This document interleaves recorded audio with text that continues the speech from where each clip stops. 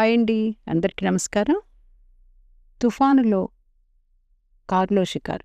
రచన గళం వసంతశ్రీ. తుఫానని టీవీలు అదే పనిగా ప్రసారం చేస్తున్నాయి. ముఖ్యంగా గోదావరి పొంగి పొర్లుతుందిట. ఇప్పుడు కొత్త కారు కొన్నాను, మా ఊర్లో అందరికీ చూపించాలి అని అటువైపు వెళ్ళకండి. వాన తగ్గితే అందరం వెళ్ళి ఇప్పుడు గుళ్ళో పూజ చేయించుకుని వద్దాం. వింటున్నారా నా మాటలు? భర్తనడిగింది ప్రభ. వింటున్నాను. టీవీ వాళ్ళు చెప్పారంటే పెళపెళ ఎండ వస్తుంది ఇవాళ. టీవీల్లో రేడియోల్లో వర్షం ఉందంటే రాదంటే ఉందని అర్థం కదా. ఏం కాదు చూడండి, మబ్బు పట్టింది, సూర్యుడు కూడా రాకపోతే ఇంకా. చెప్తున్నాను కదా వెళ్ళకండి అని ఆర్డర్ వేసింది ప్రభ. నీ మాట కాదని నేను ఎక్కడికి వెళ్ళాను ప్రభా. నువ్వు వద్దని తర్వాత వెళ్తే అసలు ఆ పని జరుగుతుందా చెప్పు. అందుకని ఎక్కడికి వెళ్ళటంలా. కాకపోతే కారుని సర్వీసింగ్ తెమ్మన్నారు షోరూమ్ వాళ్ళు. అక్కడికి వెళ్ళి వెంటనే వస్తాను. వెళ్ళేటప్పుడు ఎదురుగా వచ్చి మళ్ళీ ఎక్కడికి అని అడక్కు అన్నాడు విసుగ్గా అప్పారావు. ఇంత వర్షంలో సర్వీసింగ్ ఏంటండి, నా బొందు కాపోతే 1-2 రోజులు ఆగివచ్చు కదా అన్న ప్రభతో. ఫస్ట్ మంత్లో సర్వీసింగ్ చేయించుకుంటే ఫ్రీ, తర్వాత డబ్బు కట్టమంటాడు, సరేనా? ఫ్రీగా అంటంతో మెత్తబడి అయితే సరేలే, త్వరగా వెళ్ళి వెంటనే వచ్చేయండి అంది ప్రభ. అయినా ప్రభకు అప్పారావు మీద నమ్మకం లేదు. అందరిలో తను ప్రత్యేకంగా ఉండాలని ఎప్పుడు ఏదోటి చేస్తుంటాడు.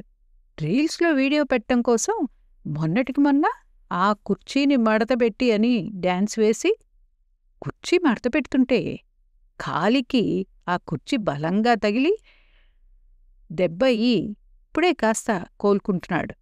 మళ్ళీ ఇప్పుడు ఈ వర్షంలో అడ్వెంచర్ ఏమి చేయటం లేదు కదా. చెప్తే వినే మనిషి కాదు. ఈయనింటికి వచ్చేవరకు నాకు కంగారే అని మనసులో విసుక్కుంది ప్రభ. ప్రభ అనుమానం నిజమే. కారులో వాళ్ళ ఊరు బయలుదేరాడు అప్పారావు. వర్షంలో ఒక రీల్ చేద్దామనుకుని వెళ్తున్నాడు. రోడ్డు మీద ఎవ్వరూ లేరు.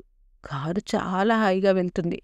ముందిలే మంచి కాలం ముందు ముందునా అనే పాత పాట వింటూ డ్రైవ్ చేసుకుంటూ వెళ్తున్నాడు. కొంత దూరం వెళ్ళిన తర్వాత కారు మిర్రర్లో ఉండి చూస్తే పక్కన కాలువకు గండిపడి పంట పొలాలు నిండిపోయినాయి. ఆ నీళ్లన్నీ రోడ్డు మీదకొచ్చాయి.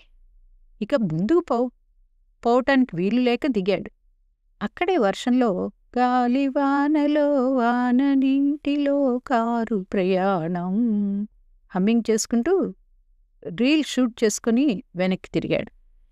అప్పారావు ఎంతకు రాకపోయేసరికి అప్పారావు సెల్కు ప్రభ కాల్ చేస్తే స్విచ్డ్ ఆఫ్ వచ్చింది. కార్ షోరూమ్కి కాల్ చేసింది.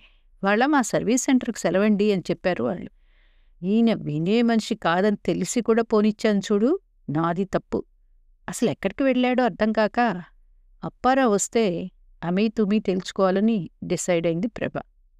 కారు వెనక్కి తిప్పిన తర్వాత ఇంకా వాన ఎక్కువ అవటంతో రోడ్డు మీద నీళ్లు నిలవటంతో డ్రైవ్ చేయలేకపోయాడు.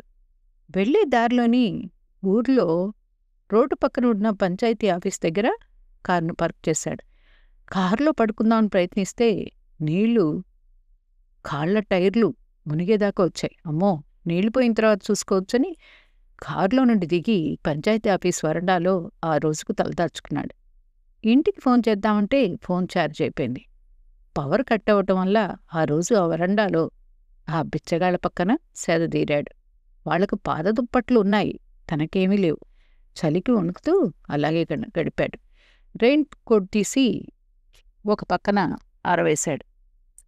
బిచ్చగాళ్ల చుట్టవాసంలో ఎలాగో ఆ నైట్ నెట్టేశాడు. మరుసటి రోజు పొద్దున్న లేచి చూస్తే నీళ్లు అలాగే ఉన్నాయి. అక్కడ మనుషుల సాయంతో కారును నీటి నుండి బయటికి తీసి చిన్నగా ఇంటికి వెళ్ళాడు. ఇంటికి వెళ్ళగానే కాంచన గెటప్లో ఉన్న ప్రభను చూసి షాక్ అయ్యాడు. ఇక అబద్ధం చాలా జాగ్రత్తగా ఆడాలనుకుని ప్రభ అడక్కముందే కారు పురాణం మొదలుపెట్టాడు. ప్రభ ముందు సర్వీస్ సెంటర్కి వెళ్తే లీవ్ అన్నారు. ఇంటికి వస్తుంటే అమ్మ కాల్ చేసి తనకు ఒంట్లో బాగాలేదు, ఒకసారి చూసిపోమని. సర్లే చూసి వద్దామని పోతే మధ్యలో వానెక్కువైతే ఒక ఊర్లో ఆగాను. ప్రభా ఆపండి, ఈ కథలు నాకు కాదు, సినిమా డైరెక్టర్లకు చెప్తే డబ్బులిస్తారు. మీ అమ్మగారు మీరటెళ్ళగానే ఫోన్ చేశారు. ఎప్పుడూ వాడు బయటనే ఉంటాడు, ఇవాళ వాడిని ఇంట్లో ఉండమను. ఇప్పుడేం నిజం చెబుతారా అంది ప్రభ. ఒక్క నిమిషం గ్యాప్ ఇవ్వు, రాత్రి అన్నం తినలేదు, నిన్న పగలు తిన్న అన్నమే. చాలా నీరసంగా ఉంది ప్రభా, మాట్లాడలేనని నాన్ వెర్బల్ సైగలు చేశాడు. టీవీలో ఆఫ్టర్నూన్ మోగవార్తలు చదివేవాళ్ళు ఇప్పుడు అప్పారావుని చూస్తే సిగ్గుపడతారు.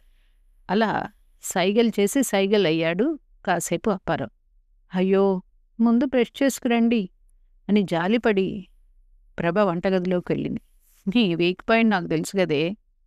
అమ్మయ్య, ఈ పాయింట్తో బతికి బయటపడ్డానని ఊపిరి పీల్చుకొని ఫోన్ ఛార్జికి పెట్టుకుని వాష్రూంలోకి దూరాడు అప్పారావు.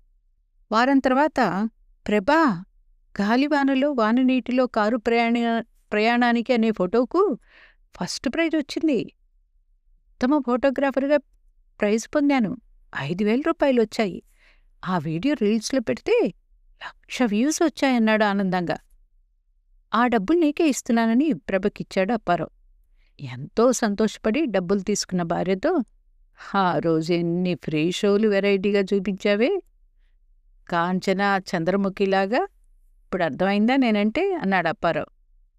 అప్పుడప్పుడు పర్లేదండి మీతో, కాకపోతే పున్నమి అమావాస్య రోజులే మీతో తట్టుకుంటే మిగతా రోజులు మీరు కింగు మురిపంగా భర్తను చూసుకుంటుంది ప్రభ. ఇంతకిది పొగిడిందా తిట్టిందా అర్థం కాక జుట్టు పీక్కున్నాడు అప్పారావు. విన్నందుకు ధన్యవాదములు.